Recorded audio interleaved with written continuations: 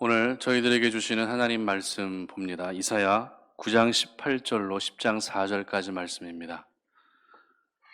말씀을 함께 봉독합니다.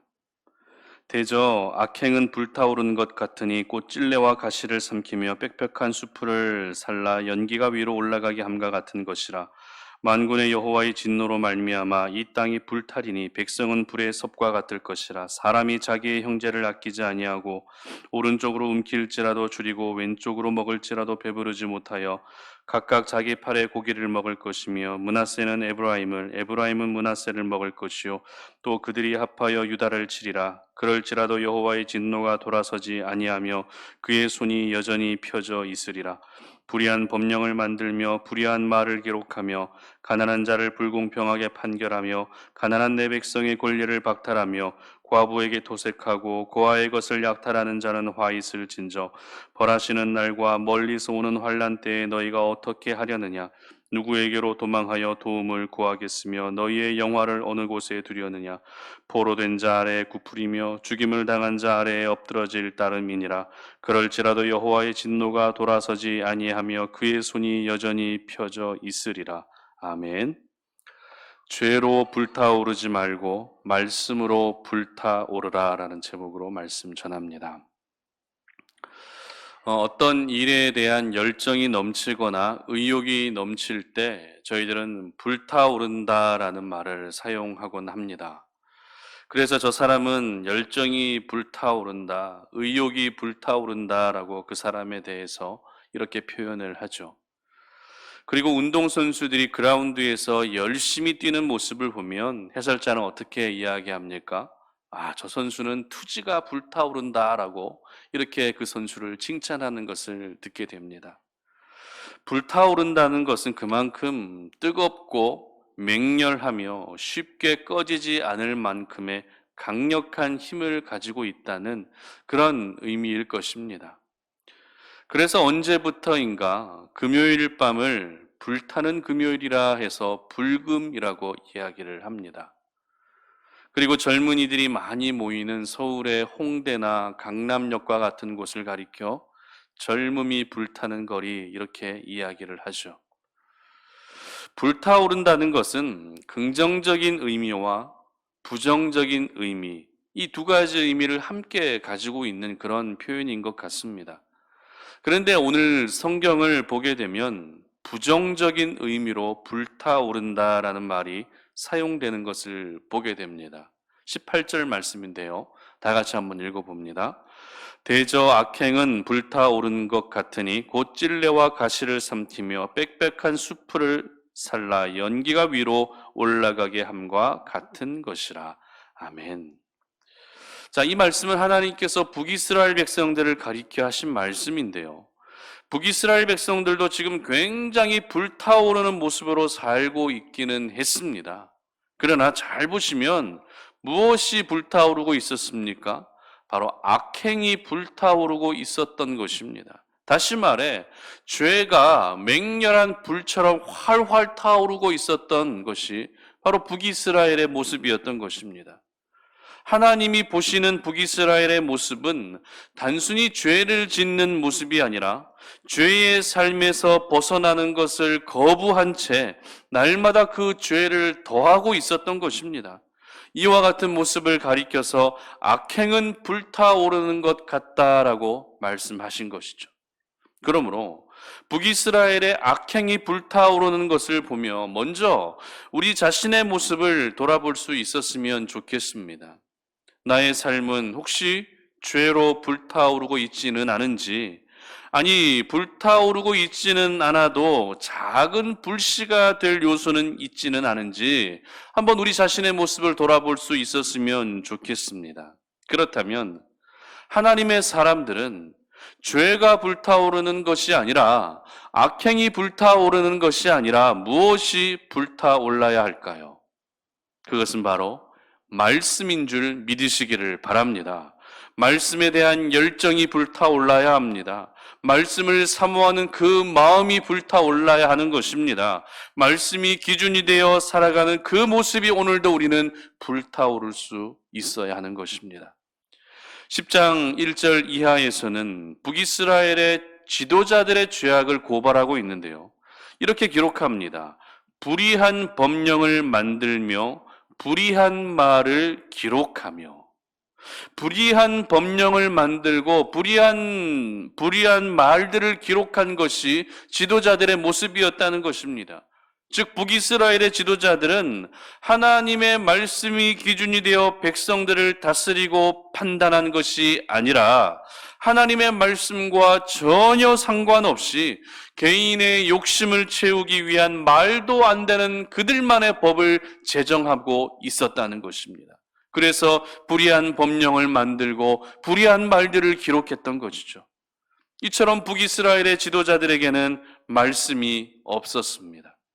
말씀에 대한 경외감도 없습니다. 말씀을 사모하는 마음조차도 사라진 채 오로지 자신의 욕심만을 채우는 데 급급하여 불법을 행하는 것을 당연시 여기며 살아가고 있었던 것입니다. 저희들은 북이스라엘의 지도자들의 모습을 통해 오늘 나에게 불타올라야 하는 것은 이 시대 하나님의 사람들이 열심과 열정을 내야 할 부분은 바로 하나님의 말씀이어야 한다는 것을 기억할 수 있기를 바랍니다. 오늘 본문을 통해 저희들에게 주시는 영적 메시지를 한번 생각해 보겠습니다. 첫 번째는 죄로 불타오르는 인생은 평안할 날이 없다라는 것입니다. 19절인데요. 만군의 여호와의 진노로 말미암아 이 땅이 불타리니 백성은 불의 섭과 같을 것이라 사람이 자기의 형제를 아끼지 아니하며. 여러분, 우리나라 속담 중에 가지 많은 나무에 바람 잘 날 없다라는 그런 속담 들어보신 적 있으실 것입니다. 의미도 알고 계시죠? 의미는 이래요. 가지가 많으면 바람에 잘 흔들려서 잠시도 가만히 있을 수 없듯이 자식을 많이 둔 부모에게는 걱정이 그칠 날이 없다라고 하는 이런 의미입니다. 한마디로 평안이 없는 근심과 걱정의 날이 계속된다는 그런 의미인 것이죠. 지금 북이스라엘의 상황은 죄가 최고조에 이른 악행이 불타오르는 모습이었습니다. 그리고 방금 읽었던 19절 이하의 모습은 그로 인해 북이스라엘 땅에 있게 될 죄의 결과를 기록하고 있습니다. 19절에서는 땅이 불타게 될 것이고 백성은 그 불이 잘 붙기 위한 불쏘시개로 사용될 것을 기록합니다. 20절에서는 굶주림에 허덕이는 백성의 모습을 기록합니다. 21절에서는 형제간의 동족간의 피를 부르는 전쟁이 그치지 않게 될 것을 연이어 기록하고 있습니다. 여러분 어떠십니까? 악행이 불타올랐던 북이스라엘의 모습은 결코 평안할 날이 없는 그런 삶이 이어질 수밖에 없었던 것입니다. 개인의 삶에도 평안이 없습니다. 그러다 보니 가정에도 평안이 없습니다. 나라 안에도 평안이 없는 모습이 바로 북이스라엘의 모습이었던 것입니다. 지난주에도 저희들이 말씀을 나누었던 것처럼 하나님은 화평의 하나님이십니다. 하나님이 계신 곳에는 늘 샬롬의 은혜가 있을 수밖에 없습니다. 그런데도 북이스라엘에는 평안이 없습니다. 왜요? 죄 때문입니다. 악행이 불타오르고 있습니다. 매일 만나는 사람들, 지나가다 만나는 사람들을 향해서 샬롬이라고 말은 그렇게 인사하고 있지만 정작 그들의 모습에는 죄가 불타오르고 악행이 불타오르고 있었기 때문에 결코 평안의 삶은 따라오지 못하고 있었던 것이죠. 이처럼 죄는 평안의 삶을 결코 보장하지 못합니다. 죄는 쌓이면 쌓일수록 우리의 심리를 더 불안하게 만들 뿐입니다. 그렇기 때문에 죄와 평안은 서로 섞일 수 없는 물과 기름의 관계라 할 수 있는 것입니다. 그러나 반대로 우리가 죄의 삶을 끊어내기 시작하면 가장 먼저 우리 삶에는 평안이 찾아오게 되는 것입니다. 왜냐하면 죄의 삶이 끊어지는 순간 우리 자신은 하나님의 성령에 이끌림 바 되게 되고 하나님이 주도하시는 인생에 찾아오는 가장 큰 은혜가 무엇입니까? 바로 평안의 은혜이기 때문입니다. 그렇다면 여러분에게 질문합니다. 여러분, 요즘 평안하십니까? 여러분 늘 샬롬의 삶을 살고 계십니까? 아니면 늘 걱정과 염려 속에 사로잡혀 계시지는 않으십니까? 만약 걱정과 염려 속에 살고 계시다면 다시 한번 여러분의 삶을 점검해 보시기를 바랍니다. 혹시 나에게 하나님이 기뻐하지 않는 삶의 모습은 있지는 않은지, 하나님이 기뻐하지 않는 생각을 하며 살고 있지는 않은지 말입니다. 작은 죄의 불씨라도 그것을 그냥 내버려 두게 되면 얼마 지나지 않아 큰 불이 되어 활활 타오르게 될 것입니다. 만약 그렇게 되면 우리의 삶은 평안과는 거리가 먼 삶이 계속될 수밖에 없습니다.